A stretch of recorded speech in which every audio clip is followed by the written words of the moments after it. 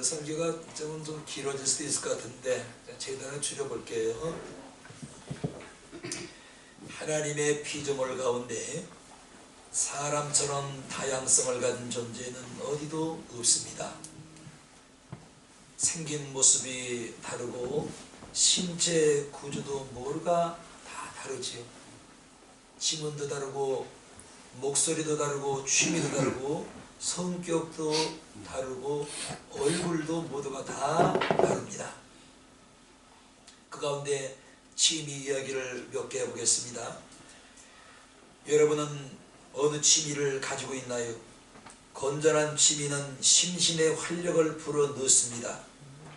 그리고 그 취미를 통해서 쌓였던 스트레스를 해소할 수도 있는 것입니다. 바둑, 장기, 낚시, 축구, 탁구, 배구, 등산, 골프, 여행 등 취미가 다양하지요.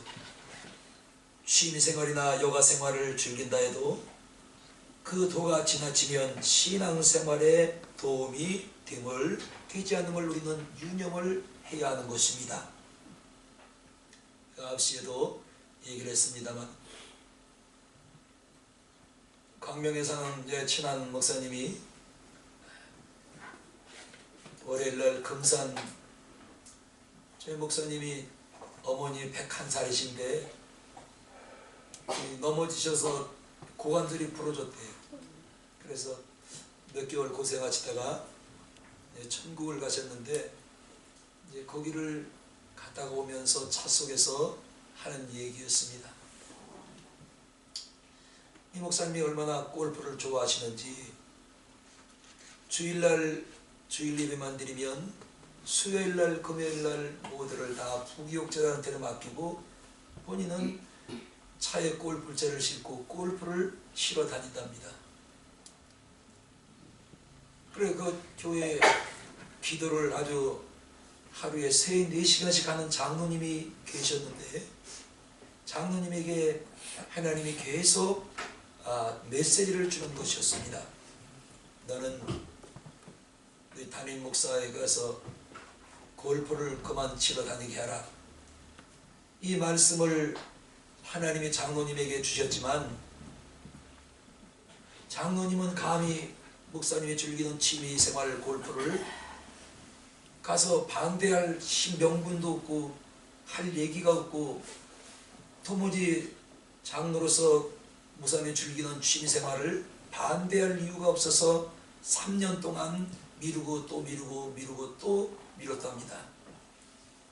그런데 하나님께서 자꾸만 마음속에 너는 빨리 가서 너희 담임 목사에게 골프 그만 치고 목회에 전념하라는 메시지를 강력하게 주셔서 하나님 앞에 일주일 금식을 하고 기도하고 가서 찾아가기로 했답니다. 금식을 하고 무장을 하고 찾아가서 목사님 가정에 갔는데 목사님이 소파에 앉아서 그야말로 골프채를 닦으면서 관리를 하고 있더라는 것입니다. 그래서 목사님 앞에 장로님이 무릎을 꿇고 목사님 감히 제가 목사님에게 드릴 말씀은 아니지만 3년 동안 하나님께서 제 마음에 주시는 것을 계속 제가 거부하고 미루다 더 이상 내가 미룰 수가 없어 오늘 이렇게 목사님에게 찾아왔습니다. 용서하십시오. 그 무릎을 꿇고 사실 얘기를 했답니다. 목사님, 하나님께서 장로님 저를 보낸 것은 목사님 골프 치는 거 그만하시랍니다. 하나님께서 제게 명령을 하셨으니 목사님 이제 골프 치는 거 그만하시고 목회에 전념하십시오. 죽을 죄를 졌습니다. 목사님 용서하십시오. 혹시라도 제가 드린 말씀이 마음이 상처가 되시고 마음이 아프셨다면 저를 용서해 주십시오. 그랬더니 대뜸 목사님이 골프채를 들고 패대기를 쳐버리고 골프채를 패대기를 치더니 장로님이 일어나서 문짝으로 확 밀어뜨려서 벽에 가서 부딪혀가지고 넘어졌답니다. 그리고는 개 끌려 나가듯이 목사님이 끌려서 집 밖으로 내침을 받았답니다. 그래서 이 소식이 교회 전체에 알려지게 되었고 또 교회는 그것이 화제거리가 된 것이지요. 그래서 그 일 때문에 목사님은 1년 목회하다가 더 이상 목회를 하지 못하고 교회를 사임을 했다는 겁니다. 그리고 사임을 할 때 목사님은 교회에 또 요구를 하는 것입니다. 내가 그동안에 교회 몇십 년 교회를 이렇게 이루어 나왔으니 나한테 퇴직금을 27억을 주십시오.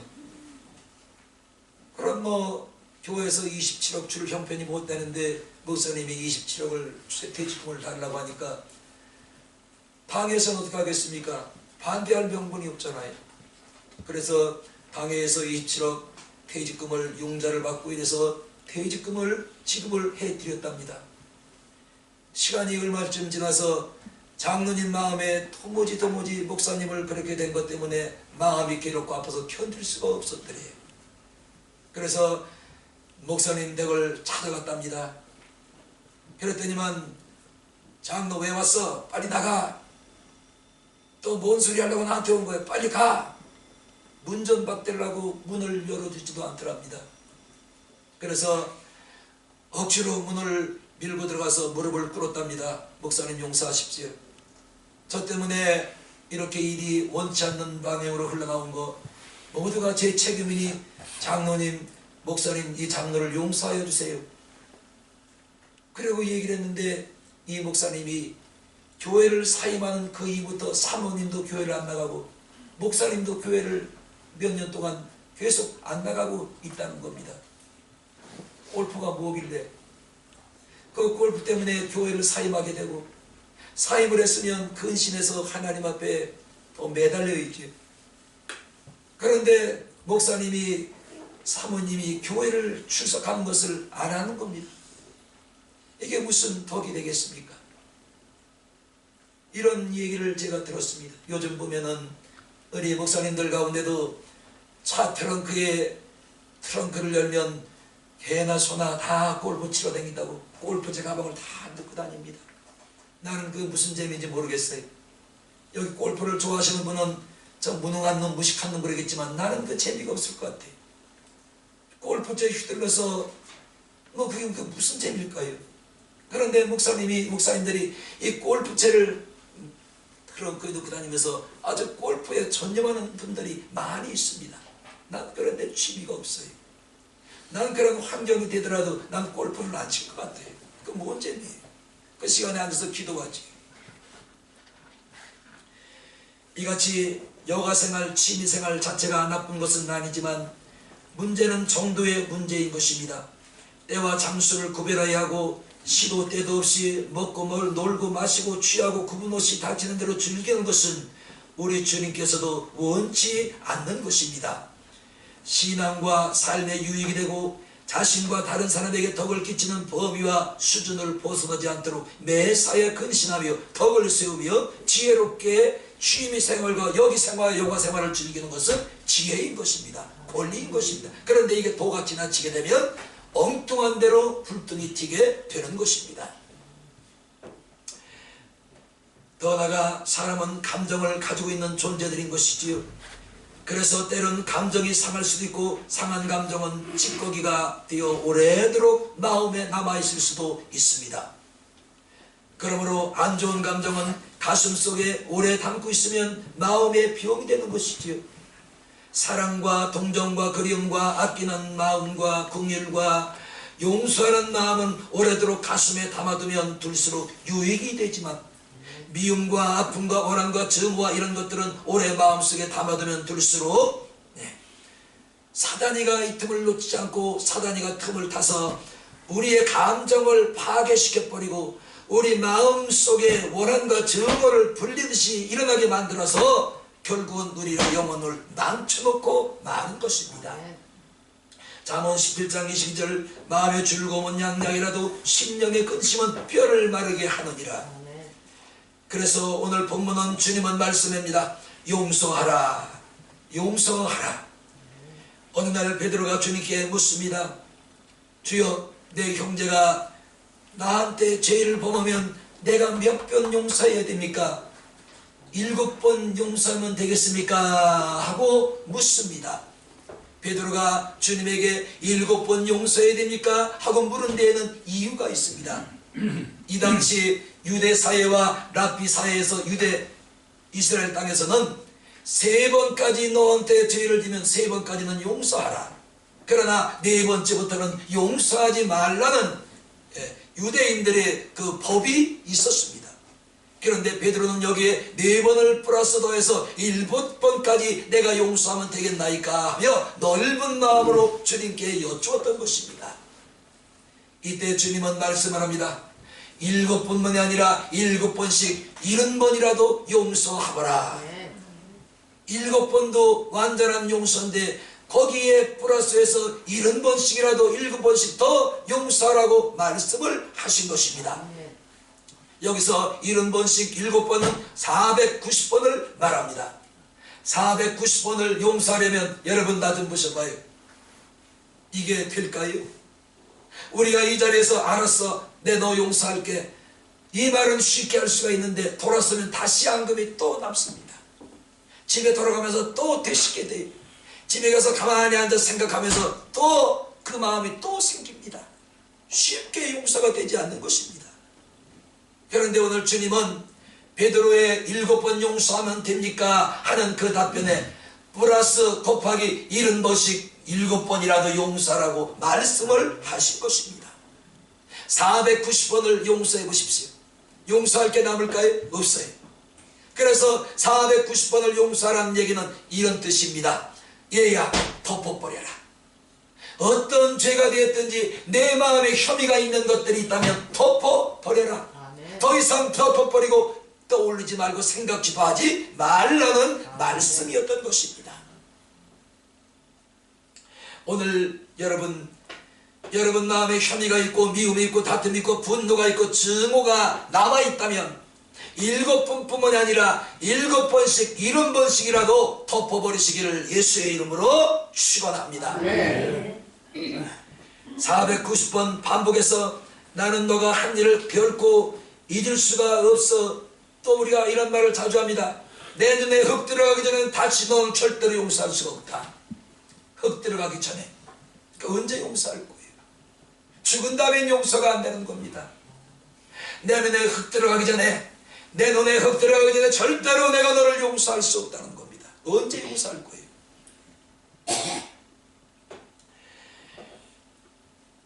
이렇게 우리가 내 눈에 흙 들어가기 전에 되뇌게 되면 나도 모르는 사이에 내 마음속에 한이 쌓이고 분노가 쌓이고 증오가 산을 이루게 되는 것입니다.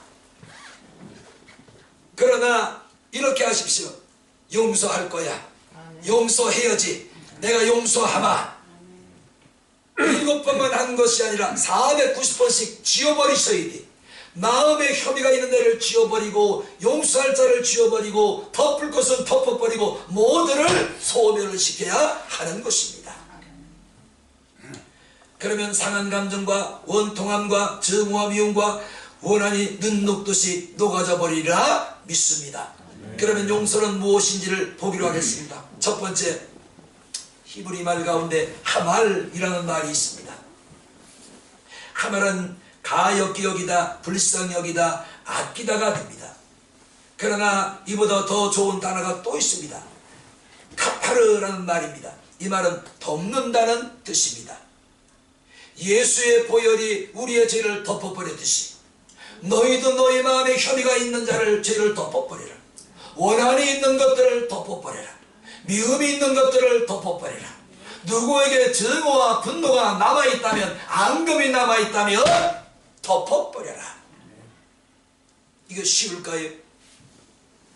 쉽지 않기 때문에 주님은 자꾸만 용서하라고 말씀을 하고 있는 것입니다. 우리 덮어버립시다. 이거 안 덮으면 안 돼. 나는 너를 이해할 수가 없다. 나는 너를 이해를 못하겠어. 나는 도저히 너를 이해할 수가 없네. 내년에 어떻게 맞을 거예요? 이해가 안 가면 내년에 맞을 수가 없단 말이에요. 이해를 해야 돼요. 용서해야 됩니다. 더 나가서 헬라어 가운데는 아폴리오라는 말도 있습니다. 이 말은 놓아주게 하다, 가게 하다, 풀어주다, 보내버리다는 뜻을 가지고 있는 것입니다. 그리고 카리조마이라는 말도 있습니다. 이 뜻은 뭐냐면 아무런 이유도 없이 허락하다가 됩니다. 용서하는 것은 이유를 달면 안 됩니다. 핑계를 대면 안 됩니다. 무조건 내 마음에 혐의가 있는 것들은 이유도 달지 말고 용서하라는 것입니다. 내가 너를 용서하지만 따질 거는 내가 따져야 되겠다. 앉아봐. 우리 얘기 좀 해보자. 내가 너 용서할게. 그런데 내가 따질 게 있다. 다짐받을 게 있다. 너 앞으로 이렇게 하지 말고 꼭 이렇게 해야 된다. 이런 거 하지 말라는 거예요. 따지거나 또한 다짐을 받지 말고 무조건 용서할 것이 있으면 용서를 해버리고 덮어버리라는 것입니다. 근데 우리는 어때? 마주 앉아서 따질 거 다 따집니다. 저도 그랬어요. 앞으로 그렇게 할 거 안 할 거야. 꼭 다짐을 받아요. 이건 용서가 아니지요.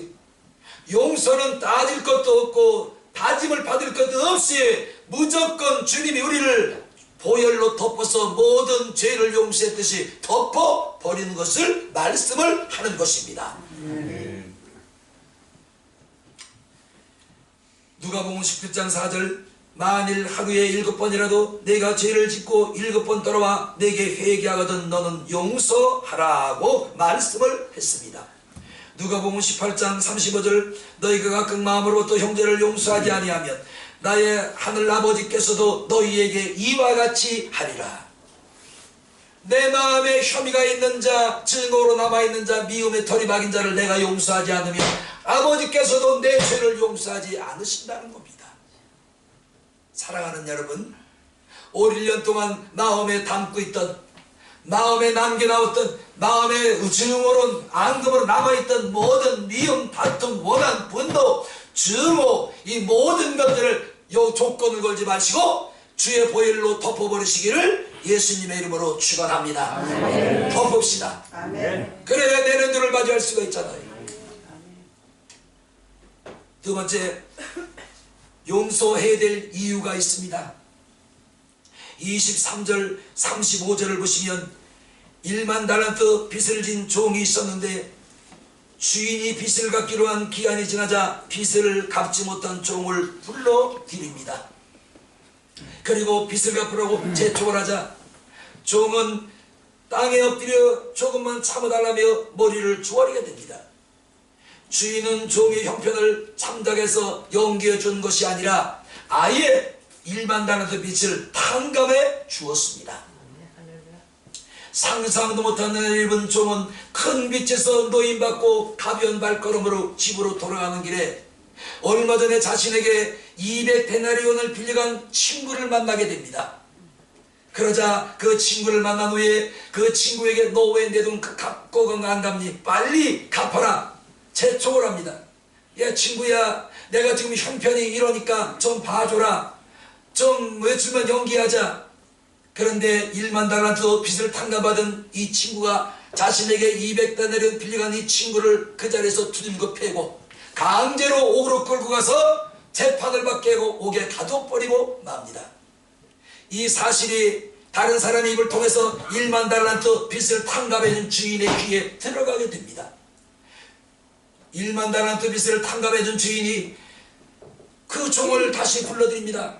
너 이 얘기를 들으니까 너한테 200데나리온을 빌려간 내 친구를 돈을 못 갚는다고 내가 길에서 만나서 다짜고짜 빚을 못 갚으면 너 나한테 옥에 들어갈 줄 알아? 두들겨 패고 네가 옥졸록에 맡겨서 옥에 가둬둔 게 사실이냐고 묻습니다. 예, 사실입니다. 이때 1만 달란트 빚을 탕감해준 주인이 분노를 합니다. 그리고 그 종에게 명령합니다. 내가 너한테 1만 달란트 빚을 탕감해 주었는데 이제 내가 무효가 됐느니라.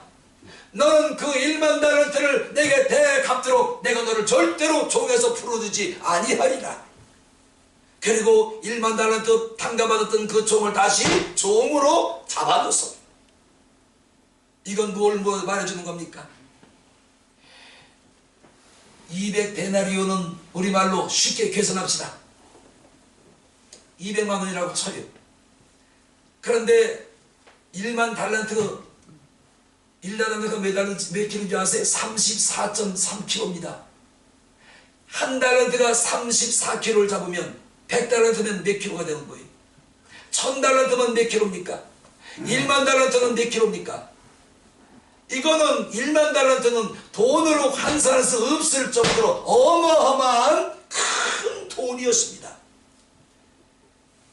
이 부족한 친구는 200만 원 받으려고 하다가 결국은 엄청난 물질적인 1만 달란트의 손해를 보고 만 것입니다. 여러분, 이게 누구를 얘기하는 건가요? 우리를 얘기하는 것입니다. 오늘 우리가 주님에게 용서함 받은 것이 그냥 받았나요? 그냥 받았어요. 주님을 믿는다는 것 하나 때문에 주님이 우리의 죄를 용서함을 주신 것입니다. 죄의 삭은 사망입니다. 우리는 이미 죽을 뻔했던 것이 아니라 죄로 사망 선고를 받고 우리의 영혼은 지옥에 떨어져 있던 사람들이었습니다. 그런데 예수를 믿음으로 주님께서 죄의 삭스로 사망에 떨어져 있는 우리를 구원하신 것입니다. 돈으로 환산할 수 있나요? 1만 달란트를 가져와도 환산할 수가 없는 것입니다. 그러므로 우리가 하나님 앞에 기도할 때 내가 늘 되뇌이는 거예요. 죽을 수밖에 없는 우리가 아니지요.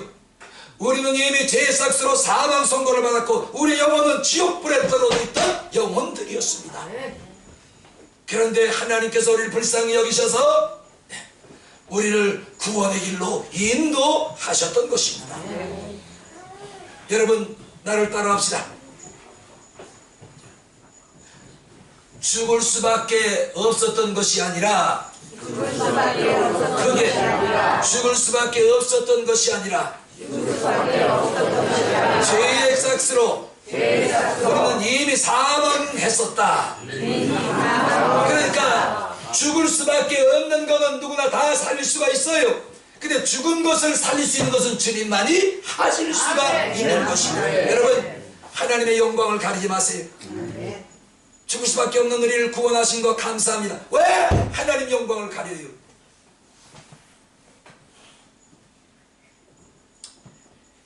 에베소 2장 1절 너희 허물과 죄로 죽었던 너희를 살리셨도다. 에베소 2장 1절 너희 허물과 죄로 죽었던 너희를 살리셨대요.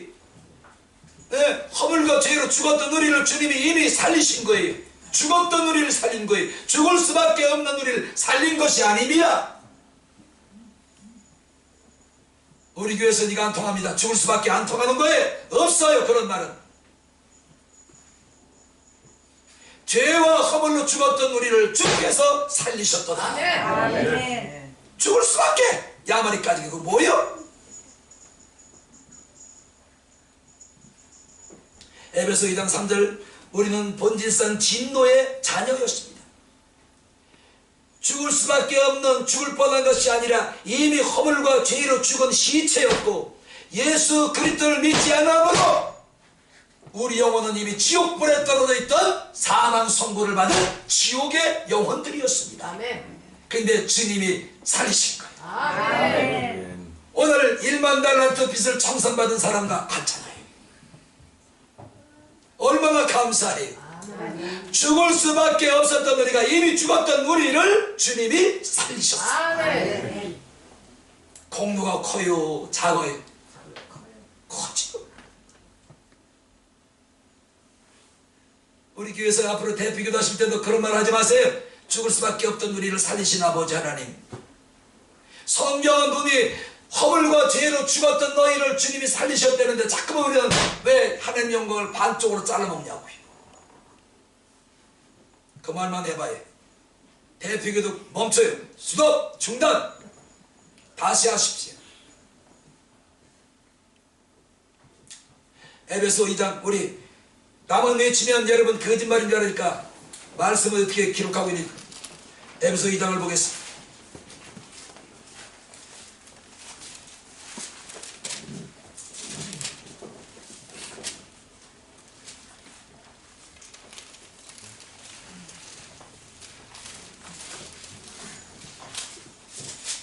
(1절을) 먼저 보겠습니다.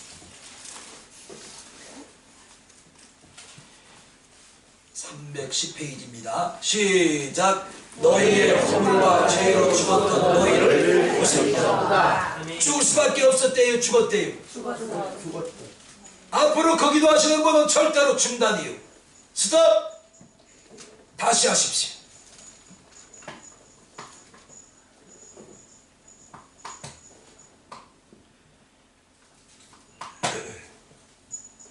주님은 따지지도 묻지도 않으시고 한없는 나가파의 사랑으로 우리의 죄를 용서하시고 덮어버리셨습니다.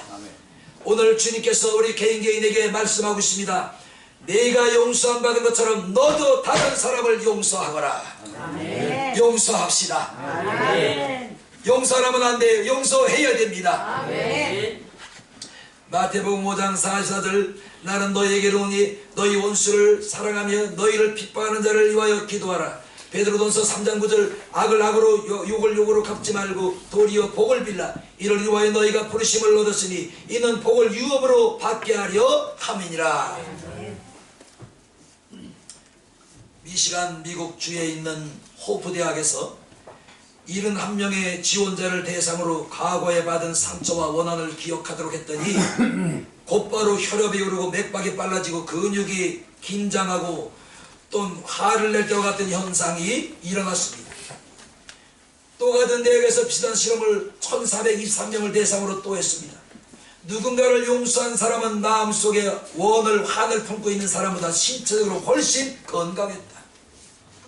마음에 용서하지 못하고 꽁 하고 내 마음속에 누구를 미움으로 증오로 원한으로 붙들어매고 있는 사람보다 마음속에서 모두를 용서하고 놔버리고 덮어버린 사람이 훨씬 그런 사람보다 건강했다. 아멘. 건강하게 되는 비결은 뭐예요? 용서해야 되는 거다. 아멘.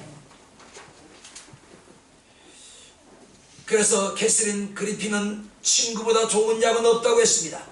친구와 담을 쌓고 사는 사람보다 좋은 친구를 사귀고 친구와 좋은 관계를 유지하며 사는 사람은 치명적인 병을 이길 가능성이 훨씬 강하고 면역 체계가 생겨서 정신 건강이 향상되고 사회적으로도 유대가 약한 사람보다 더 오래 장수한다고 그랬습니다. 유대 관계가 좋은 사람. 여러분 건강하시고 오래 살려면 성도 간에 담을 쌓지 마세요. 주 안에서 정말로 교제하고 사는 것이 건강해지는 비결인 줄로 믿습니다. 캘리포니아 대학 연구팀의 결과입니다.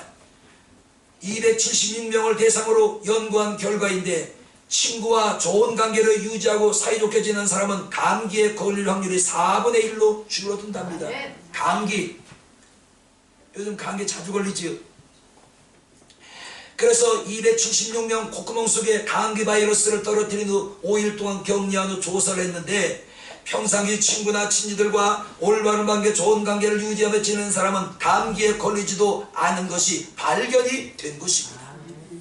이건 무엇을 말해주냐면 서로 용서하고 이해하고 허물이 보일 때 덮어주고 피차간에 좋은 것을 나누고 돕는 것이 이런 친구가 있는 사람에게 하나님은 복을 주신다는 말씀인 것입니다. 마태복음 6장 12절 우리가 우리에게 죄 지은 자를 사하여 준 것 같이 우리의 죄를 사하여 주옵소서 하고 주님은 기도를 가르쳐 주십니다. 우리 주님으로부터 용서받은 여러분, 오늘 우리에게 혐의가 있는 모든 사람을 그저 다 용서합시다. 아멘. 조건 따지지 말고. 내 다짐 받을 것도 없어요. 마태복음 6장 14절 너희가 사람의 과실을 용서하면 너희 천부께서도 너희의 과실을 용서하시리라. 마태복음 6장 14, 15절 너희가 사람의 과실을 용서하면 너희 천부께서도 너희 과실을 용서하느니와 너희가 사람의 과실을 용서하지 아니하면 너희 아버지께서도 너희 과실을 용서하지 아니하시리라. 잠언 19장 11절 노하기를 더디하는 것이 사람의 슬기요 허물을 용서하는 것이 자기의 영광이 되느니라. 내가 저 사람의 허물을 용서했더니 그 용서의 영광이 나한테 온다는 거예요. 용서합시다. 그러면 어떻게 용서해야 될까요? 주님이 말씀하신 대로 용서해야지요. 내가 주님께 용서받은 것처럼 용서해야 됩니다. 그래서 주님은 말씀했습니다. 거저 받았으니 거저 주어라. 이 말씀은 용서와도 깊은 관계가 있는 것입니다. 용서해야 내가 받은 용서가 유효하고, 용서해야 내 심령이 편해지고, 용서해야 가정도 교회도 국가도 모두가 평안에 쉬는 것입니다. 그런데 요즘 세상은 용서와 사랑과 화해는 점점 사라지고 증오와 갈등과 원한과 다툼만이 점점 거세지고 있습니다. 이 사회를 보십시오. 용서가 있습니까? 점점 더 증오가 또 증오가 되고 또 증오가 되고, 점점 증오가 쌓여서 갈등을 넘어서서 이제는 상대편을 이거 닮아 죽여버려야 증오가 원한이 풀리는 거예요. 이 사회가 되어버렸어요. 정치계가 그렇지 않습니까?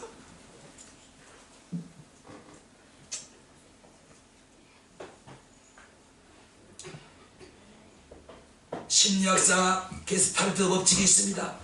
사람이 사람을 바라볼 때 어느 정도 거리에서 보느냐에 따라서, 어떤 조명 아래서 바라보느냐에 따라서 예뻐 보이기도 하고 미워 보이기도 하는 법칙인 것입니다.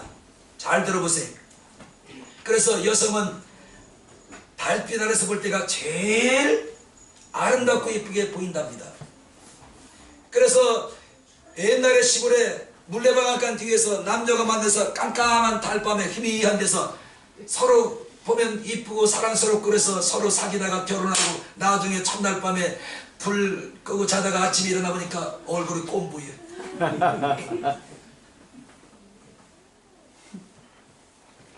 달빛 아래서 사람을 볼 때 가장 여인이 이쁘게 보인대요. 왜냐하면 달빛은 이런 정유가 조명이 발전하니까 그냥 보면 이쁜 거예요. 그 다음은 40m 정도 거리에서 바라보면 0.3 정도의 시력밖에 되지 않기 때문에 나쁜 점이 가려서 예쁘게 보인다는 것입니다. 그러나 이보다 더 유일한 법칙은 주님이 가르쳐 주셨어요. 바로 용서하는 법칙입니다. 용서하면 원수가 사랑스러워져. 금방 원한을 가지고 왔는데 내 마음에 원한이 넘쳤는데, 증오가 넘쳤는데, 미움과 다툼과 분노가, 나쁜 말로 때려치우고 싶었는데 주님의 바 두 손 들고 회개하고 자복하고 용서를 했더니 그 영혼이 사랑스러워지는 겁니다. 이게 주님이 우리에게 주신 용서의 법칙이에요.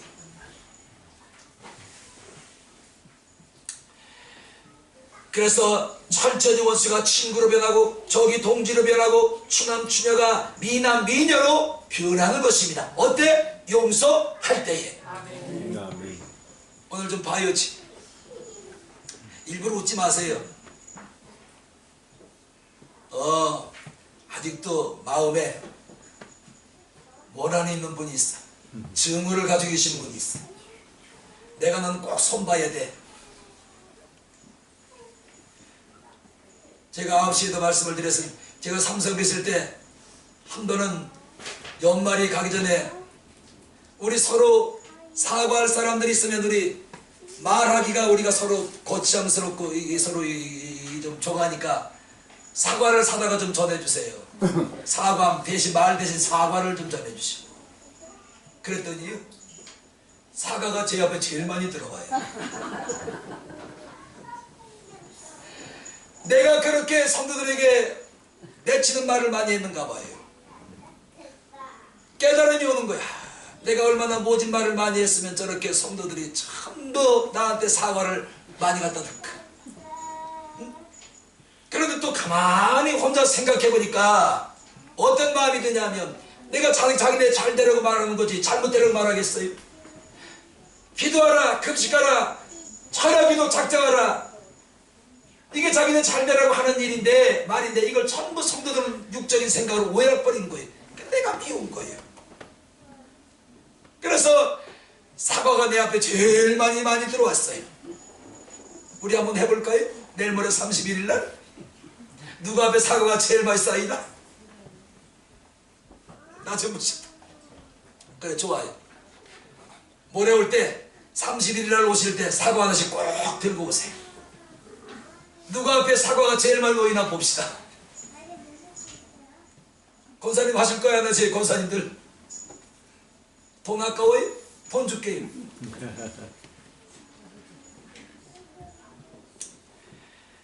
그래서 오늘 35절 이렇게 말씀을 합니다. 우리 35절 같이 읽겠습니다. 본문.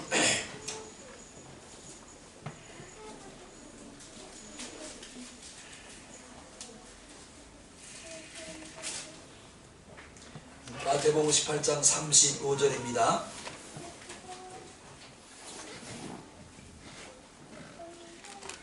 시작. 너희가 각각 중심으로 형제 용서를 아니하면 내 천부께서도 너희에게 이와 같이 하시리라. 날만 용서하지 말고 중심으로 용서하라. 내 마음으로 깊이 용서하라.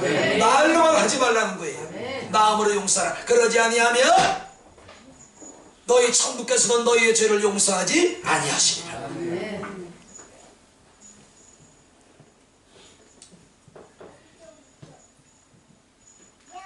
그러므로 용서하지 않으면 용서받지 못한다는 말씀을 주목해야지요. 내가 남을 용서하지 않고 앙심을 품고 한을 품으면 상대를 파괴시키는 것이나 내가 먼저 정신건강에 병이 들어 내 마음이 병이 오는 거예요. 앙심을 품고 상대를 미워하면 그자가 병이 들어야 되는데 반대가 돼버리는 거예요. 내가 먼저 병들고 내 심령이 망가져버리는 거예요. 아멘. 그래서 너는 어디를? 중심으로 용서하라. 아멘. 오늘 미워하는 사람 있어요? 그런데 우리가 미워하는 사람은 아무 관계가 없어. 그 사람이 손해를 봐야 되는데 저 사람은 아무 관계가 없고 미워하는 내가 도리어 손해를 보는 거예요.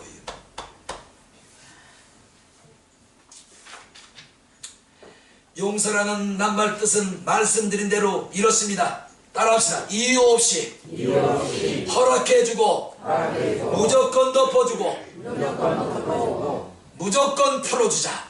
어서 마음에서 푸세요. 아멘. 아멘.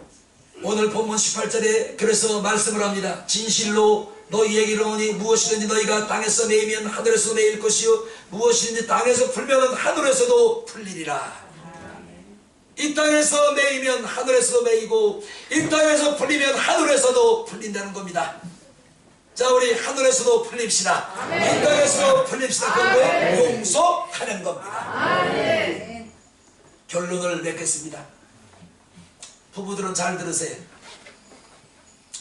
일본에서 노인 3,036명을 초적 주설했습니다. 농촌을 중심으로 60에서 84세 노인 3,136명을 4년 반 동안 추적한 추적 결과가 있는데 남자는 부인이 함께 있을 때보다 없을 때의 사망률이 79%가 높았다. 남편은 아내가 옆에서 늘 같이 내조해주고 동행해주고 함께 있는 것보다 없을 때 80% 정도가 사망률이 그렇지 않은 사람보다 높았다는 거예요.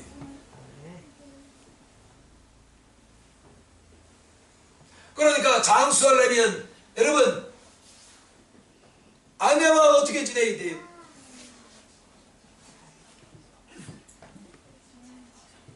심각하잖아요. 의지하고 서로 살다가 아내가 먼저 죽어버린 거예요. 그랬더니 그 사람이 죽을 확률이 80%로 높아졌다는 거예요. 수명이 단축되는 거죠. 그 다음에 여자는 남편이 있을 때보다 남편이 없을 때가 사망률이 55%가 더 높아졌습니다. 그러니까 부부간에 서로 미워하지 마세요. 미워해도 얼른 풀어. 그래서 주님도 해가 지기 전까지 뭐예요? 용서하라. 분을 품지 말고 다 풀어버려라. 그런데 그 말씀을 알면서도 풀려요, 안 풀려? 안 풀려. 그냥 미움의 털이 잔뜩 빼겠는데 보면 그냥 왔다 갔다 하는 그 모습도 보기 싫고 그냥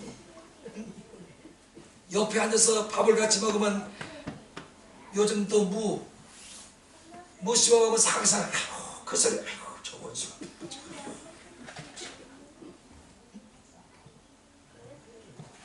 여러분 오래 살려면 용서해야 돼. 아멘. 김 권사님 장로님 먼저 보내시니까 쓸쓸하지요. 얼마나 허전하셔. 후회 안 생기게 계실 때도 좀 잘해드릴 걸 그런 마음 없어요? 후회 안 들 뭐 하냐고. 이미 상황 종료인데. 에? 잘했어요. 그래도 후회가 남는 데잖아. 잘했는데도. 후회가 다 남는 데잖아. 왜 자꾸 입이 다셔? 본인이 더 잘 알지. 20 사모님도 듣는지 모르지.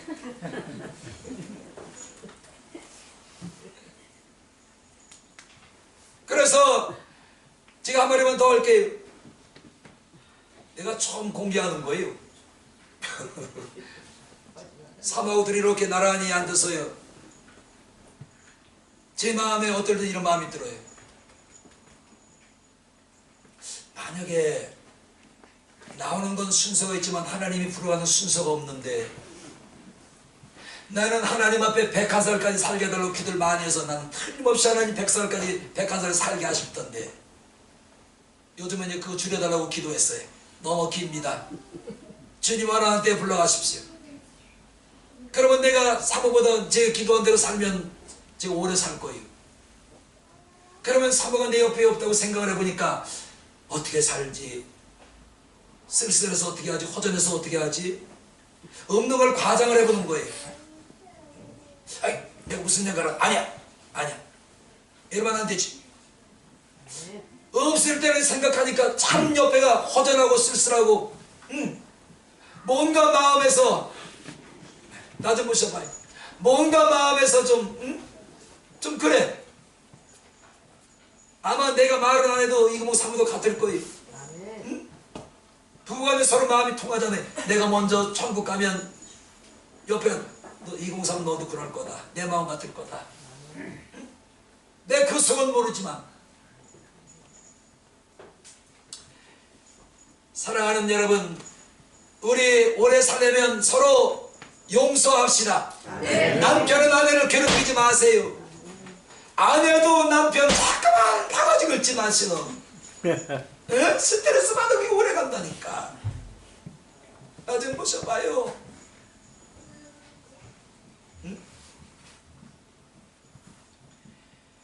남편은 아내를 괴롭히는 대신 용서하고 사랑해주고 또한 남편은 아내를 괴롭히는 대신 아내도 남편을 사랑하고 용서해야 됩니다. 그래야 오래 살아. 그래야 건강합니다. 나 좀 보셔요. 살을 맞대고 자는 부부 간에 서로 괴롭혀서 좋을 게 뭐가 있어요. 한 몸이라고 주님 말씀했기 때문에 마누라 괴롭히는 그 괴롭힘이 나한테도 그대로 오는 거예요. 나도 괴롭힘을 당하는 거예요. 너만 괴로운 게 아니지? 내가 너를 괴롭혔으니까 우리는 한 몸 아니에요, 부부가. 그래 너도 괴롭힘이 나한테 그대로 당하는 거예요. 똑같아요.